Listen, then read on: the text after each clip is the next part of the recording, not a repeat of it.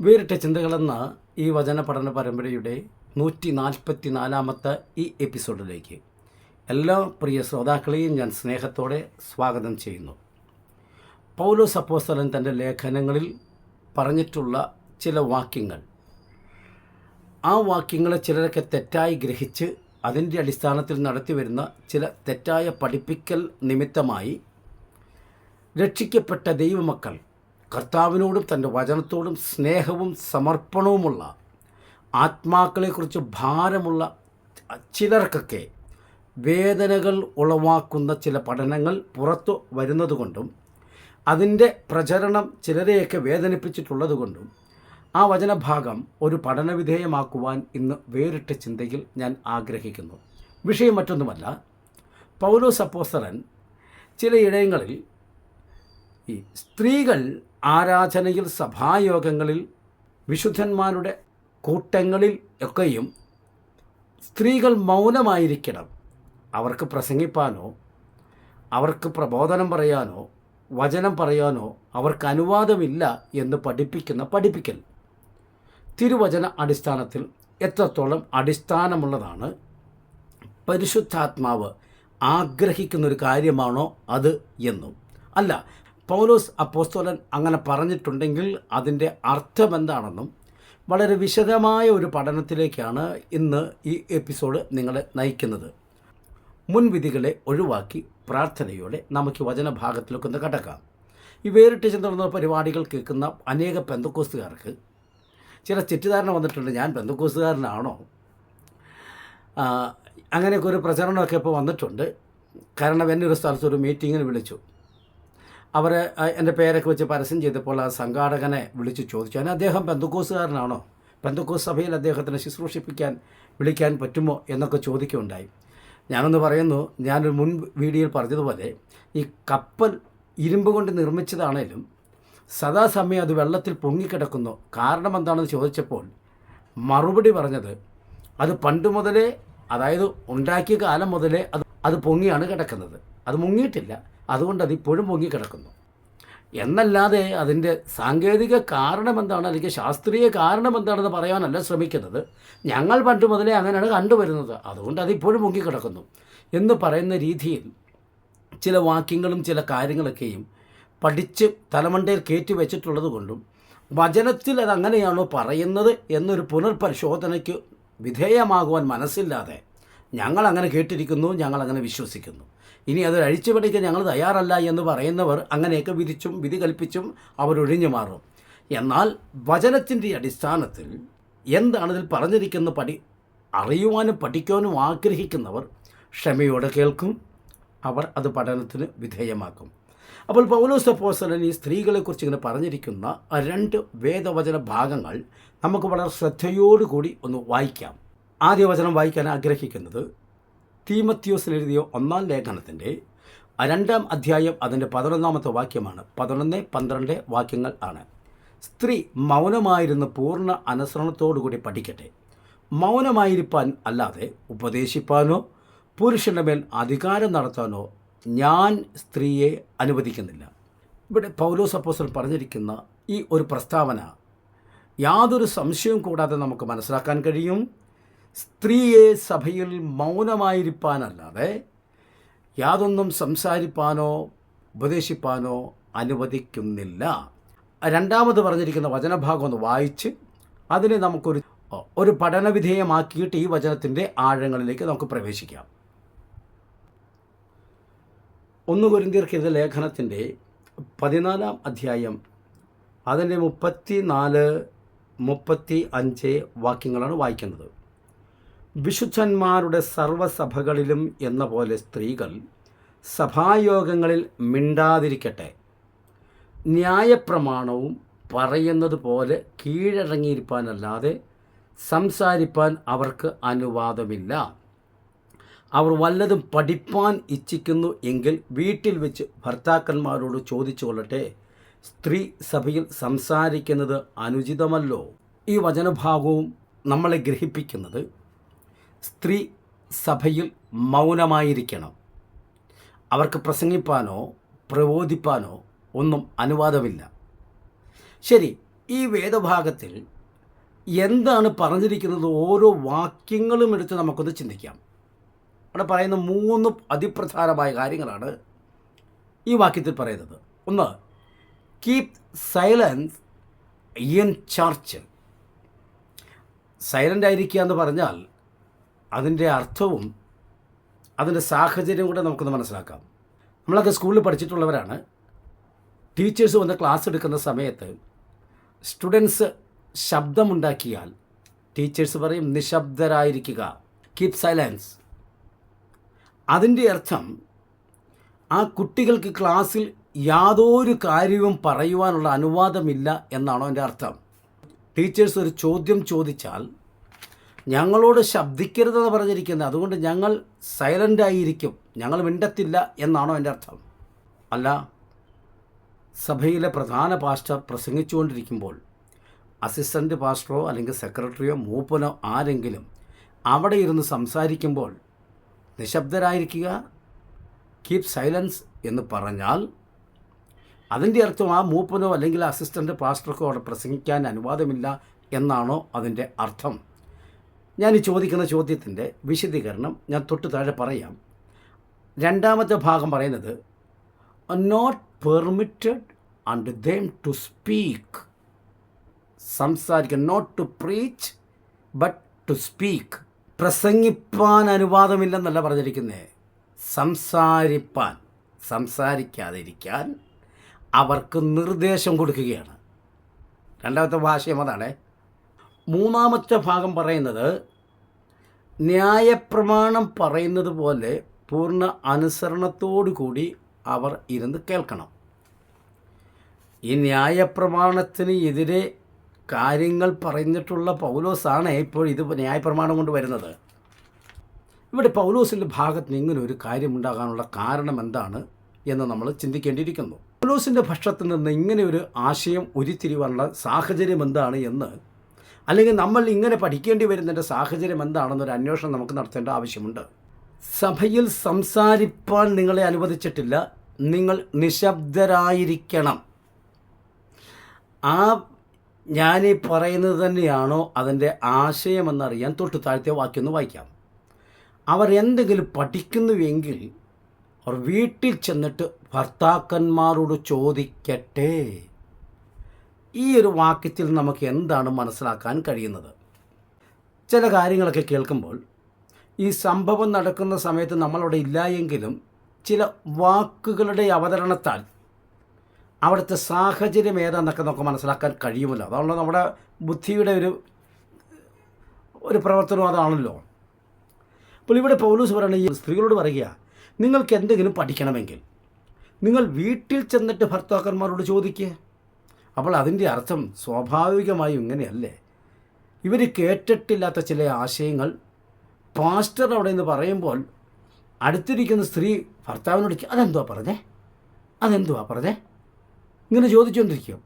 അപ്പോൾ ഇവർക്കൊരു പക്ഷേങ്കിൽ അടുത്തിരിക്കുന്ന ഭർത്താവിനോട് ചോദിക്കാനാണ് അവർക്ക് എളുപ്പം. അടുത്താണോ ഇരിക്കുന്നത്? ന്യായമായിട്ട് നമുക്കത് ചിന്തിക്കാം.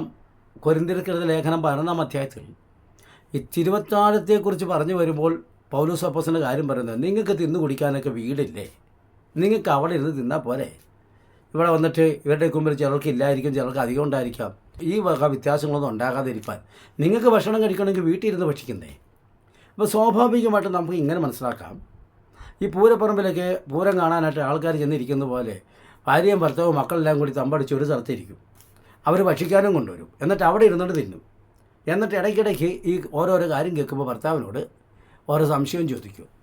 അതുകൊണ്ടാണ് പൗലോസ് പറഞ്ഞത്, നിങ്ങൾക്ക് എന്തെങ്കിലും ഭർത്താവിനോട് ചോദിച്ചറിയാണെങ്കിൽ വീട്ടിൽ ചെന്ന് ചോദിക്കുക, ഇവിടെ വെച്ച് ശബ്ദിക്കല്ലേ. എത്രയോ വ്യക്തമാണ്, വീട്ടിൽ ചെന്ന് ചോദിക്കുക. അപ്പോൾ വീട്ടിൽ ഇപ്പം ഇവിടെ വെച്ച് സ്ത്രീകൾക്ക് സംസാരിക്കാൻ അനുവാദമില്ലാത്ത വിഷയം വീട്ടിൽ ചെന്നിട്ട് സംസാരിക്കാൻ പറഞ്ഞുവെങ്കിൽ, ഞാനൊന്ന് ചോദിക്കട്ടെ, പൗലോസ് അപ്പോസ്തല, ഞങ്ങളുടെ പാസ്റ്റർമാരിൽ ചിലരൊക്കെ ഇത് കേട്ടിട്ട് ഈ സഹോദരിമാരെ സഭയിൽ മിണ്ടാൻ അനുവദിക്കാത്തത് കൊണ്ട് പൗലോസ് അപ്പോസ്തലനോട് ഞാനൊന്ന് ചോദിക്കുക, അങ്ങ് ഉദ്ദേശിച്ചത് ഈ സഭയിൽ സ്ത്രീകൾ മിണ്ടരുതെന്ന് പറഞ്ഞാൽ അത് പ്രസംഗമാണ് ഉദ്ദേശിച്ചതെങ്കിൽ അതേ പ്രസംഗം തന്നെ നിങ്ങൾ വീട്ടിൽ ചെന്ന് പറഞ്ഞോളാൻ പറഞ്ഞാൽ ഈ സ്ത്രീയുടെ തലയായ പുരുഷനോട് മുമ്പിൽ പ്രസംഗിക്കാനാണോ അങ്ങ് പറഞ്ഞത്? മനസ്സിലായി കാണുമല്ലേ? എൻ്റെ ശ്രോതാക്കൾക്ക് മനസ്സിലായി കാണുമല്ലേ? പൗലോസ് അപ്പോസ്തലന് അത് മനസ്സിലായി, കാരണം താൻ ഇങ്ങനെ പറഞ്ഞിട്ടില്ല. അതുകൊണ്ട് തനിക്കത് മനസ്സിലായിട്ടുണ്ട് ഞാൻ എന്നാ ചോദിച്ചെന്ന്. അതായത് ഈ സഭയിൽ മിണ്ടാതിരിക്കട്ടെ എന്ന് പറഞ്ഞതിൻ്റെ അർത്ഥം പ്രസംഗിക്കരുത് എന്നാണ് ഉദ്ദേശിച്ചതെങ്കിൽ പൗലോസ് അപ്പോസ്തലൻ അത് നിങ്ങൾ വീട്ടിൽ ചെന്നിട്ട് നടത്തിക്കോ, ഇവിടെ ഇരുന്ന് പറ്റത്തില്ല എന്ന് പറഞ്ഞാൽ ഇവിടെ ഇരുന്ന് പ്രസംഗിക്കേണ്ട, വീട്ടിൽ ചെന്ന് പ്രസംഗിച്ചോ. ആരോട് പ്രസംഗിക്കണം? പുരുഷൻ്റെ മുന്നിൽ. ആരുടെ? ഭർത്താവിൻ്റെ മുന്നിൽ. എങ്ങനെയുള്ള ഭർത്താവ്? തലയാകുന്ന പുരുഷൻ്റെ മുന്നിൽ. അപ്പോൾ ഞാൻ ചോദിക്കട്ടെ, വീട്ടിൽ ഇരുന്ന് പ്രസംഗിക്കാമെങ്കിൽ പിന്നെ സഭയ്ക്കകത്തിരുന്ന് പ്രസംഗിക്കാൻ പാടില്ലേ? അപ്പോൾ ഇത് ഞാൻ പൗലോസ് അപ്പോസ്തലനോട് ചോദിച്ചത്, പൗലോസ് അപ്പോസ്തലൻ എന്നോട് മറുപടി പറയുന്നത് ഇങ്ങനെയാണ്: എൻ്റെ പൊന്നു സഹോദര, ഞാൻ അങ്ങനെയൊന്നും പറഞ്ഞിട്ടില്ല, അത് ഈ പാസ്റ്റർമാർ തെറ്റായി പഠിപ്പിക്കുന്നതാണ്.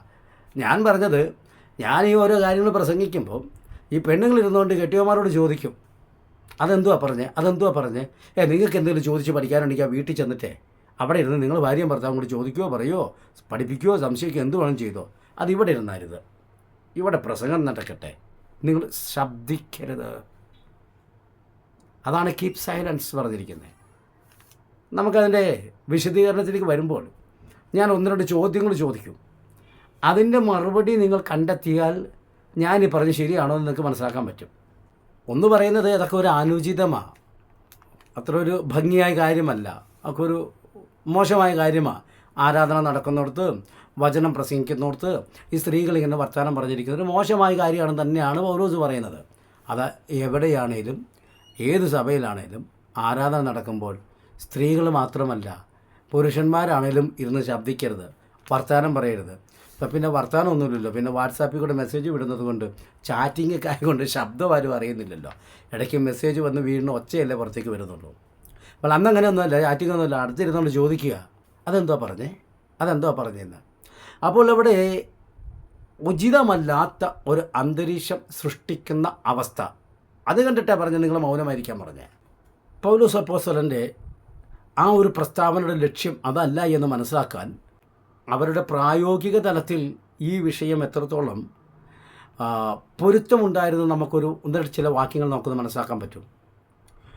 അവിടെ ഫിലിപ്പിയർക്ക് എഴുതിയ ലേഖനത്തിൻ്റെ 4-ാം അധ്യായത്തിൻ്റെ 3-ാമത്തെ വാക്യത്തിൽ പറയുമ്പോൾ, പൗലോസിൻ്റെ കൂടെ സുവിശേഷ ഘോഷണത്തിൽ പോരാടിയ സ്ത്രീകൾ, സുവിശേഷ ഘോഷണത്തിൽ, ഘോഷിക്കുക എന്ന് പറഞ്ഞാൽ പറയുക എന്നാണല്ലോ എൻ്റെ അർത്ഥം. ആ കൂട്ടത്തിൽ പോരാടിയ എന്ന് പറയുമ്പോൾ അതിൽ നമുക്കെന്തോ മനസ്സിലാക്കാം? ഒരു പക്ഷേ സ്ത്രീകൾ പ്രസംഗിച്ചില്ല, കൂടെ നടന്നു എന്ന് മാത്രമേ നമുക്ക് പഠിക്കാൻ പറ്റൂ. അങ്ങനെയും നമുക്ക് വ്യാഖ്യാനിക്കാം.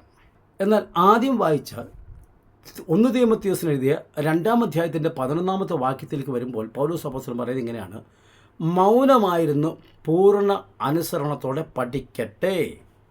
പൗലോസ് അപ്പോസ്തലൻ അല്ലെങ്കിൽ ആ സഭയുടെ ശുശ്രൂഷൻ അവിടെ നിന്ന് പഠിപ്പിക്കുമ്പോൾ അത് മൗനമായിരുന്നു, അത് പഠിക്കണം.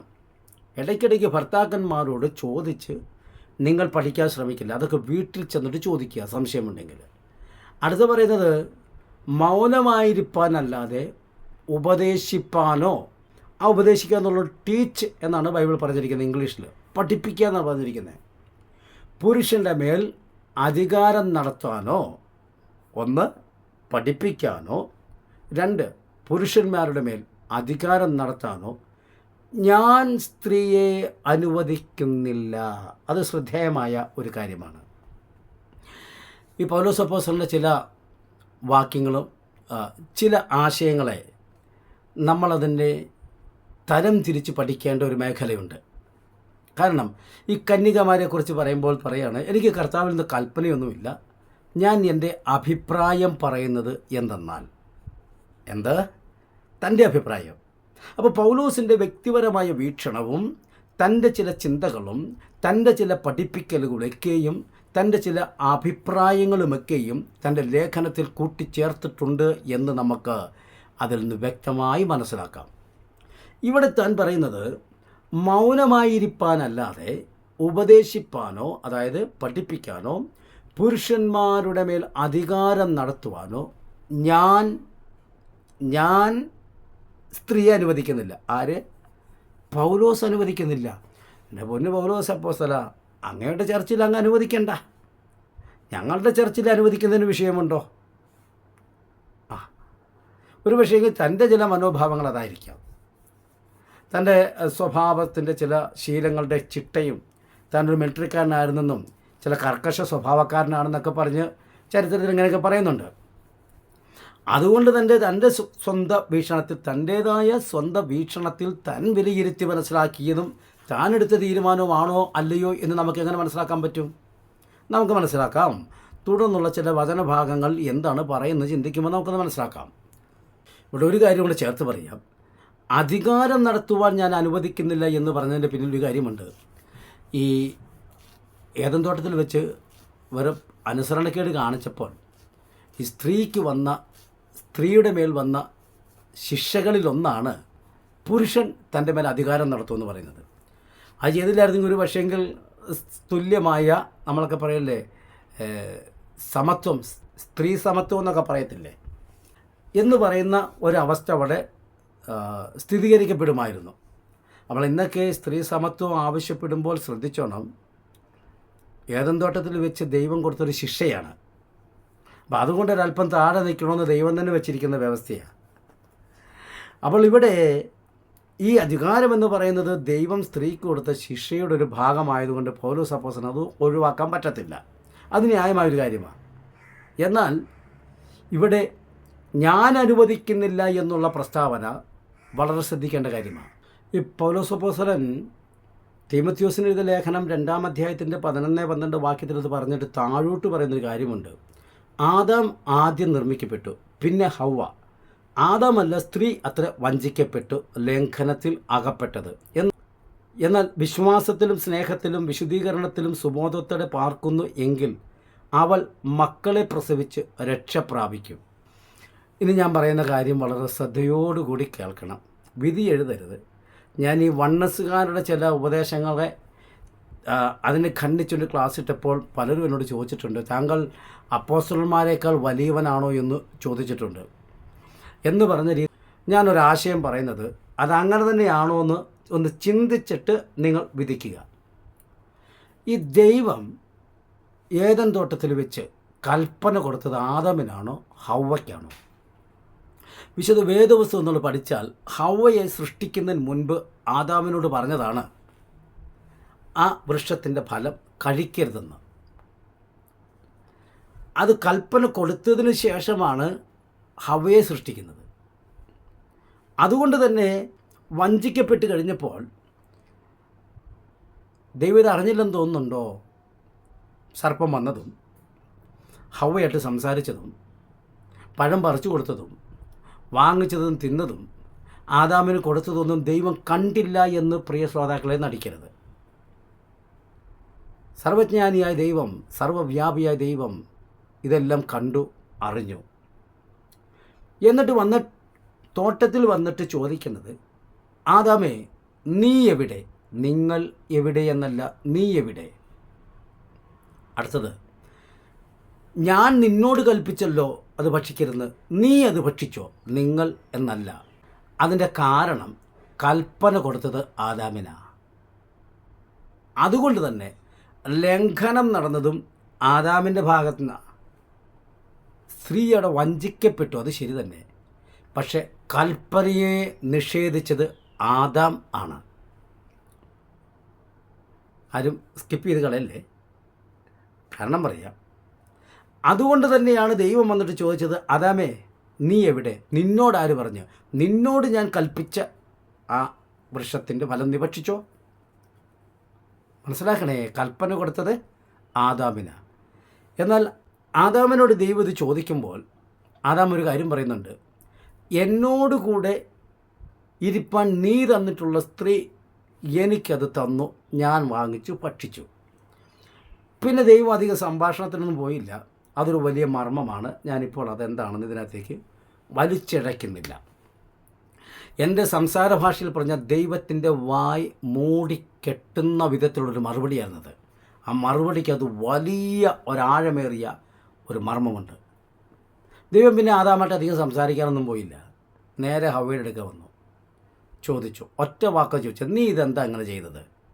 വേറെ ഒന്നും പറഞ്ഞില്ല, നീ കൽപ്പന ലംഘിച്ചൊന്നും പറഞ്ഞില്ല. കാരണം ഹവ്വയോട് ദൈവം കൽപ്പിച്ചിട്ടില്ലായിരുന്നു. പിന്നെ അധികം ചോദ്യം ചെയ്യേണ്ട കാര്യമില്ലല്ലോ. ചോദ്യങ്ങൾ കൂടുതൽ ചോദിച്ച ആദാമിനോടാണ്, കാരണം കൽപ്പന ആദാമിനോടായിരുന്നു. ഇനി ഞാനീ പറഞ്ഞത് ശരിയാണെന്ന് അറിയാൻ വേണ്ടി പുതിയ നിയമത്തിലേക്ക് വരുമ്പോൾ 2 ഭാഗത്ത് പറഞ്ഞിട്ടുണ്ട്. ഒന്ന്, ആദാമിൻ്റെ ലംഘനം. ആരാ ശരിക്കും പാപം ചെയ്ത? ഹവ്വയാണെന്നല്ല നമ്മൾ പറയുന്നത്. പക്ഷേ തിരുവചനം പറയുന്നത് ലംഘനം ആദാമിൻ്റെ ആയിരുന്നു. കാരണം കൽപ്പന ആദാമിനോടായിരുന്നു. പിന്നെ ആദാമിനാലാണ് മരണം വന്നത്, ഹവ്വയാലല്ല. ആദാമിനാലാണ് വന്നത്. അപ്പോൾ അവിടെ നടന്ന അനുസരണക്കേടിൻ്റെ അനന്തര ഫലവും അതിൻ്റെ ആഘാതവും ഏറ്റെടുത്തത് ദൈവം. അത് കണക്കിട്ടത് ആദാമിൻ്റെ മേലാണ്, ഹവ്വയുടെ മേലല്ല. പിന്നെ ഏറ്റവും കൂടുതൽ ശിക്ഷ കൊടുക്കുന്നത് ആദാമിനാണ്. ഹവ്വയോട് പറഞ്ഞതൊരു ശിക്ഷ ഇത്രേ ഉള്ളൂ: നീ വേദനയോടുകൂടി മക്കളെ പ്രസവിക്കും. മക്കളെ പ്രസവിക്കുക എന്നുള്ളൊരു ശിക്ഷയല്ല, അത് ദൈവം കൊടുത്തൊരു അനുഗ്രഹമാണ്. നിങ്ങൾ സന്താനപുഷ്ടിയുള്ളവരായി പെരുകണം. പക്ഷെ അത് വേദനയോടുകൂടി ആയിരിക്കണം എന്നുള്ളത് ഒരു ശിക്ഷയാണ്. ആ ശിക്ഷ എവിടെ തീർന്നറിയാമോ? അവർ മക്കളെയൊക്കെ പ്രസവിച്ച് ഒരു കുടുംബമൊക്കെ ആയിക്കഴിഞ്ഞാൽ അവർക്ക് ഉദ്ദേശിച്ച മക്കളൊക്കെ ആയിക്കഴിഞ്ഞാൽ, അല്ലെങ്കിൽ ഇപ്പോൾ 2 മക്കൾ, ഇന്നത്തെ കാലത്ത് 2 പ്രാവശ്യം വേദന അനുഭവിച്ചാൽ അവരുടെ ശിക്ഷ തീർന്നു. മനസ്സിലായല്ലോ? 2 വേദന അനുഭവിച്ചാൽ. ഇനി മക്കളില്ലാത്തവനാണെങ്കിൽ അവർക്ക് ആ വേദന വരുന്നതുമില്ല. ഒരു മക്കളോ ഒരു മകനോ അല്ലെങ്കിൽ ഒരു കുട്ടിയോ ഉള്ളെങ്കിൽ ഒരു പ്രാവശ്യം അത് അനുഭവിച്ചുള്ളൂ. പക്ഷെ ആദാമിന് കൊടുത്ത ശിക്ഷ ഉണ്ടല്ലോ, നീ ആയുഷ്കാലമൊക്കെയും കഷ്ടവും മുഖത്ത് വിയർപ്പോട് കൂടി നീ അഹോവൃത്തി കഴിക്കണം.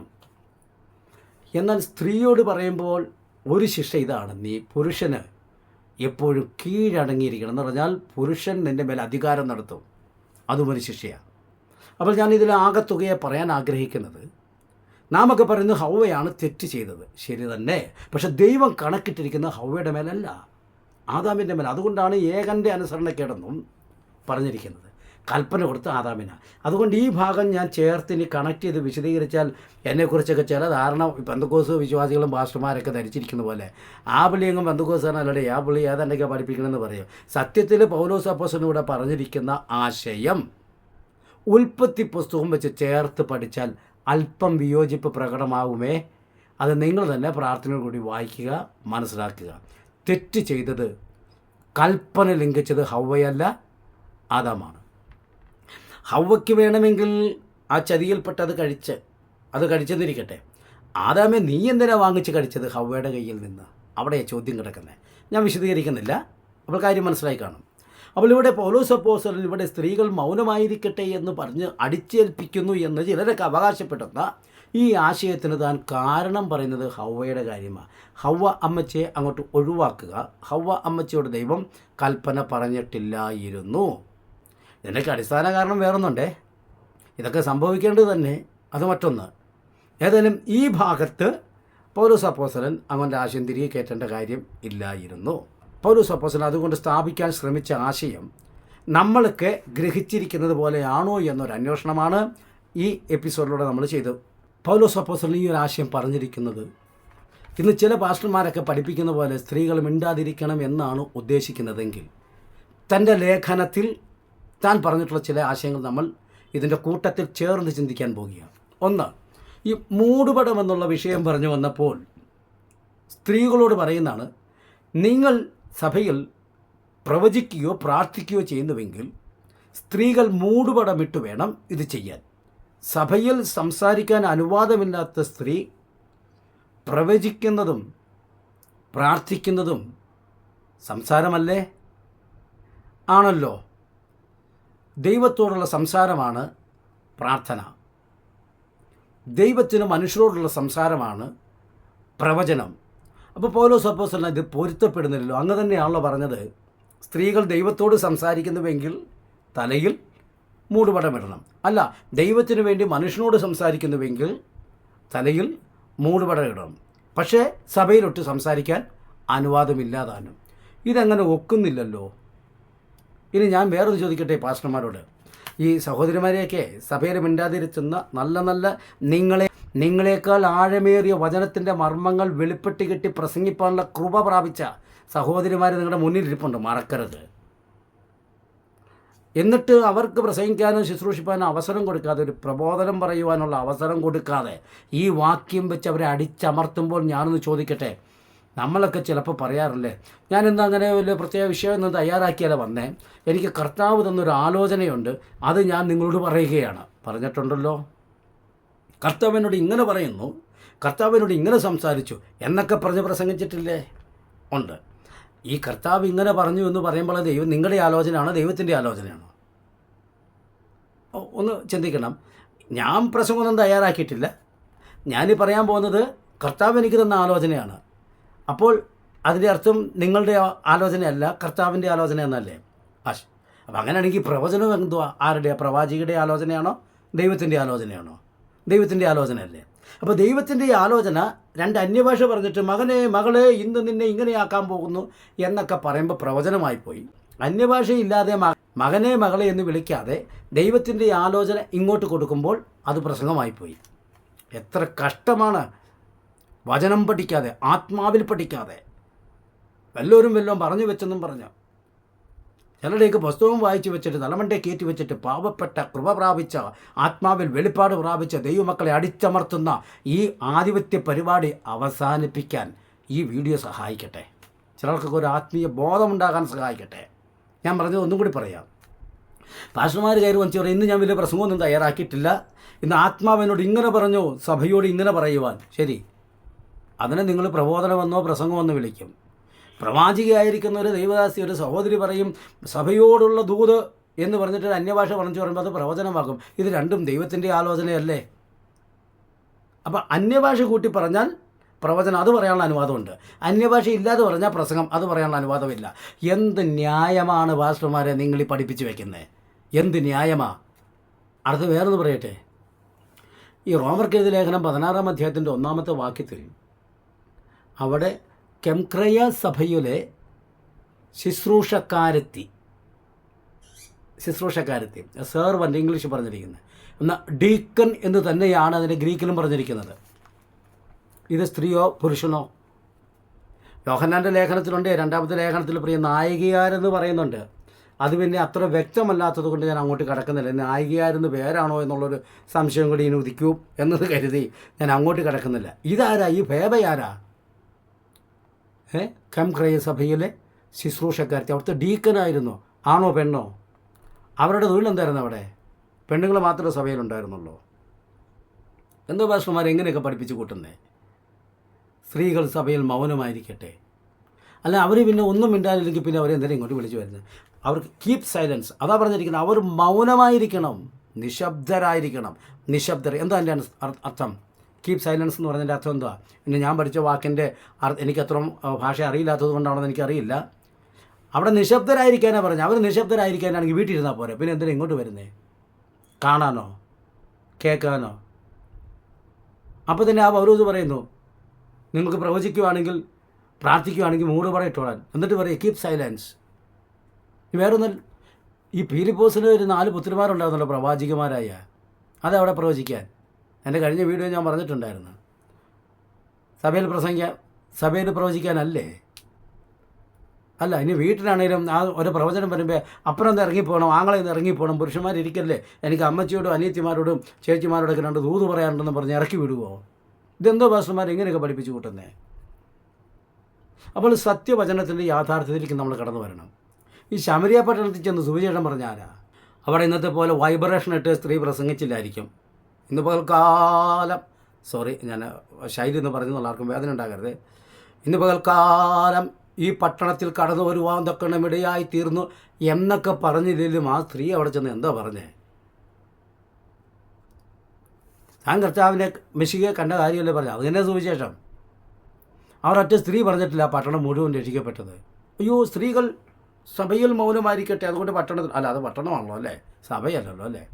എന്തോ ആ പട്ടണത്തിൽ പുരുഷന്മാരില്ലായിരുന്നോ?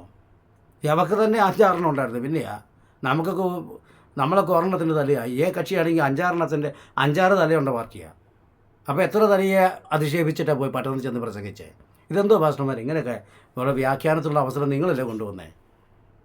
പോരാ, ഈ യേശു ഉയർത്തിരുന്നിട്ട് കാര്യം ആരാ വന്ന അപ്പോസ്തലന്മാരോട് പറഞ്ഞത്? നീ അവിടെ മിണ്ടായിരിക്കേ, ഞങ്ങൾ ചെന്ന് നോക്കിയിട്ട് പറയാമെന്നാണോ പറഞ്ഞത്? ആരാ ചെന്ന് ആദ്യം പറഞ്ഞേ? കർത്താവിനെന്തോ ഇത് അറിയത്തില്ലായിരുന്നു. ഞാൻ ആദ്യം സഹോദരിമാർക്ക് വെളിപ്പെട്ട് ഈ ദൂതന്മാർ വന്നിച്ച് ആദ്യം സഹോദരിമാരോട് പറഞ്ഞു, അയ്യോ നിങ്ങൾ മാറി നിൽക്ക്, നിങ്ങൾ ചെന്നിച്ച് അവിടെ പറയാൻ പാടില്ല, അത് വിലക്കാണ്.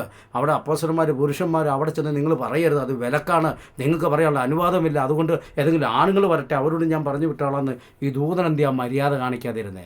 എൻ്റെ ശൈലി ഇങ്ങനെയൊക്കെ പോയത് വേറൊന്നുമല്ല കേട്ടോ, നിങ്ങളുടെ തലമണ്ടയിലൊന്ന് ഇരിക്കാൻ വേണ്ടിയാണ്. ആ പുള്ളി അങ്ങനെയൊക്കെ പറഞ്ഞിച്ചിട്ട് മോശമായി പറഞ്ഞെന്നൊക്കെ പറയുമ്പോഴും ഈ ആശയം ഉള്ളിൽ കിടന്നോളൂല്ലോ വിമർശനം വന്നാലും.